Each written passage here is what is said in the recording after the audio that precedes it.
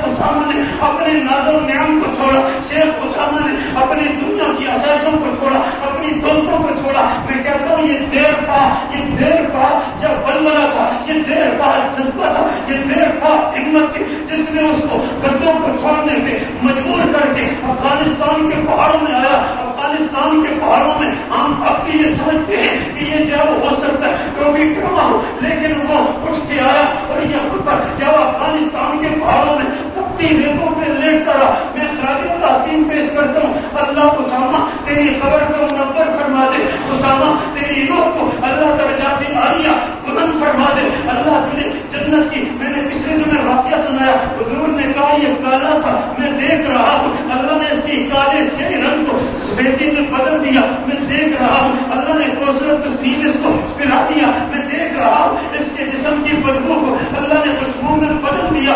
میں کہتا ہوں آج ایک آبزرویشن یہ ہے کہ اسامہ کی تصویر اس لیے نہیں دکھائی جا رہی، اسامہ کا فوٹو اس لیے نہیں دکھایا جا رہا کہ ان ظالموں نے، ان کمینوں نے، ان امریکی کتوں نے اور ان عیسائی گمشتوں نے اور عیسائی تصادم کے اور مذہبی تصادم کے ان لٹیروں نے، ان ڈاکوؤں نے شیخ اسامہ کی لاش کو مسح کیا ہوگا، ٹکڑے ٹکڑے کیا ہوگا، لاش کو روتا ہوگا، بہت کچھ کیا ہوگا. دشمن جب حاوی ہوتا ہے کوئی اس سے بعید نہیں ہوتا. لیکن میں شیخ اسامہ کو مبارکباد پیش کرتا ہوں. میں غزوہ احد میں دیکھتا ہوں دو صحابی بیٹھتے ہیں، ایک کہتا ہے میں دعا کرتا ہوں تو امین کر دینا، دوسرا کہتا ہے میں دعا کرتا ہوں تو امین کر دینا. ایک دعا کرتا ہے اللہ آج مجھے دشمن پہ حاوی کر دے، میں دشمن کو گراؤں، میں دشمن کو ماروں، پھر اس کو قتل کروں، اس کی عذاب کاٹوں. یہ کہہ کے دوسرا کہتا ہے آمین، اور دوسرا کہتا ہے میں دعا کرتا ہوں. دعا پہ آمین کہنا، اللہ آج میرا مقابلہ کسی بڑے کافر سے کرانا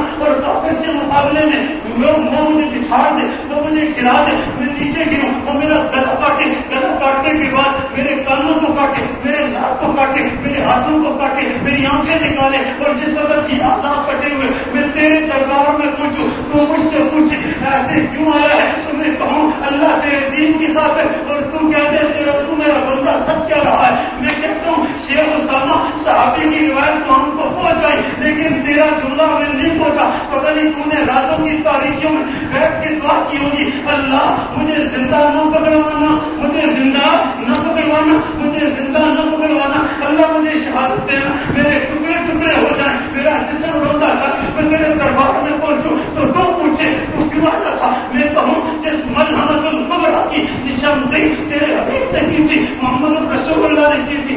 ایک طرف دجالی لشکر ہوگا، دوسری طرف عیسیٰ اور مہدی کا لشکر ہوگا. اللہ اس دجالی لشکر سے لڑتے لڑتے لڑتے لڑتے لڑتے لڑتے تکلیفیں سہتے سہتے روپوشیاں کاٹتے کاٹتے اور زندگی کے صبح و شام اس طرح کی تنگیوں میں گزارتے گزارتے آج اس حال میں آیا ہوں. اللہ تو مجھے کہہ دے تو سچ کہہ رہا ہے، تو سچ کہہ رہا ہے. میں کہتا ہوں اللہ رب الجلال، میں نے جو مرتبہ نقطہ ذکر کیا اس کو ذہن میں رکھیں کہ شخصیات کی لڑائی کبھی بھی نہیں ہوتی.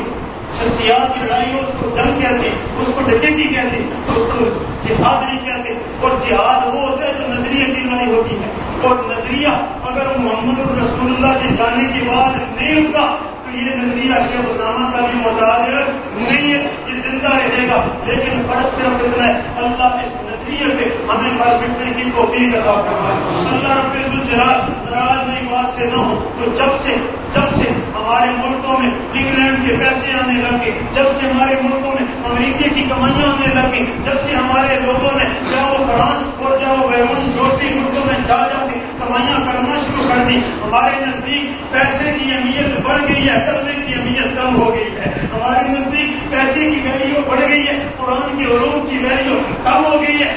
دعا کیا کرو اللہ قرآن کی ایک ایک حرف پہ ہم ساری دنیا قربان کرنے کی توفیق عطا فرما دے. اللہ کلمے کی خالی لا پہ، کلمے کے خالی لا پہ ہمیں ساری دنیا قربان کر دینے کی توفیق عطا فرما دے.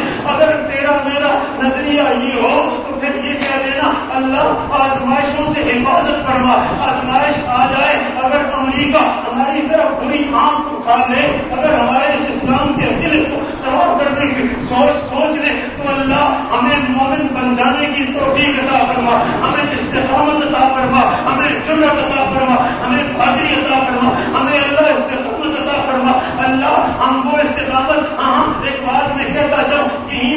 حضرت مولانا غازی عبدالرشید، مولانا عبدالعزیز کے بھائی غازی عبدالرشید شہید یہ فرمایا کرتے تھے، فرماتے تھے تم مجھے کہتے ہو جرأت مند، اور میں کہتا ہوں کہ جرأت کہاں سے آئی ہے کہ صرف شیخ اسامہ کا پانی بچا ہوا آدھا گلاس میں نے دیا ہے، شیخ اسامہ کا بچا ہوا منہ سے اترا ہوا آدھا گلاس میں نے پیا ہے۔ میں قسم کھا کے کہتا ہوں آج کا میڈیا بھونکتا ہے لیکن تو نے اور میں اپنا مکلف ہوں، تو اپنا مکلف ہے۔ ہم اللہ کے پاس جائیں تو منافق بن کے تو نہ جائیں نا، منافق بن کے تو نہ جائیں نا، جنمی بن کے تو نہ جائیں نا، اپنا عقیدہ اپنا نظریہ ہم محفوظ رکھ کے اپنے عقیدے پہ مر بٹنے والی جرت دے کے جائیں۔ اللہ رب الجلال اسلام کا بھی حامی ناصر ہو، ہمارے پاکستان کا بھی حامی ناصر ہو، ہماری افواج پاکستان کا بھی حامی ناصر ہو۔ اللہ اسلام کے اس قلعے کی بھی حفاظت فرمائے۔ لیکن اتنی بات کہتا ہوں الکفر ملت واحدہ، کفر کی یہ جنگ اسلام کے خلاف ہے،